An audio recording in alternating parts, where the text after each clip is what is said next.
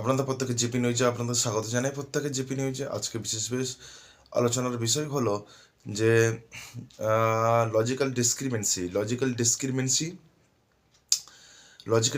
ডিসক্রিমিনেন্সির মাধ্যমে যাদের নাম বাদ গেছে বা বাবার, এর মানে হলো বাবার কোনো নাম ভুল ত্রুটির কারণে বাবার কোনো 2002 সালে ধরো চ্যাটার্জি ছিল, সেটা এখন হয়ে 2025-26 সেটা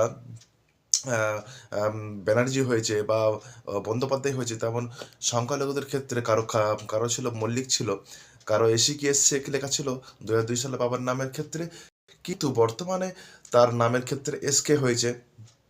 এটার জন্য লজিক্যাল ডিসক্রিমেন্সিতে নোটিশ মারা আছে, বিএলওদের কাছে পাঠানো হচ্ছে, বিএলওরা সেই নোটিশটা মেরে দিচ্ছে। লজিক্যাল ডিসক্রিমেন্সি, একে বলা হয় লজিক্যাল ডিসক্রিমেন্সি।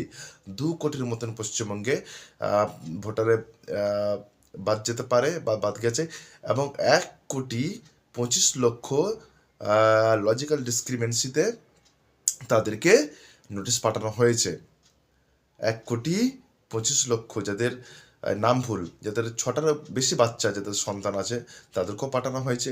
এবং যে ভোটার, তার পিতামাতার 40 বছরের পিতামাতার সঙ্গে তার বয়স, তার যে ভোটার, তার ডিফারেন্স আছে, তাদেরকেও পাঠানো হয়েছে। এবং আমরা দেখেছি কিছুদিন আগে তো আমাদের পশ্চিমবঙ্গে সে তার মানে দাদুর কবরের মাটি কিন্তু সে নিয়ে এসছে, সে প্রমাণ দেয় বলে নথি হিসাবে নিয়ে এসছে। আবার কেউ দেখে মাথায় বাক্স নিয়ে আসছে নথি নিয়ে। এরম কিন্তু 2002 সালেও এসআইআর হয়েছিল, কিন্তু তার টের কেউ পাননি।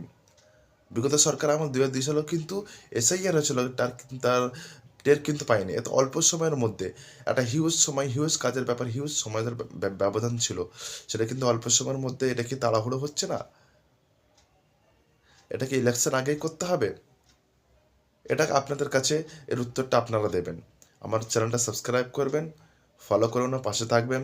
লজিক্যাল ডিসক্রিমিনেন্স যাদের নাম এসছে, তারা অবশ্যই Aadhaar card, PAN card, ration card, xerox, যে ডকুমেন্টস আছে, আপনারা প্রত্যেকে সময় মতন, তারিখ মতন বিএলওদের কাছে আপনারা উপস্থিত হাজির হবেন, এবং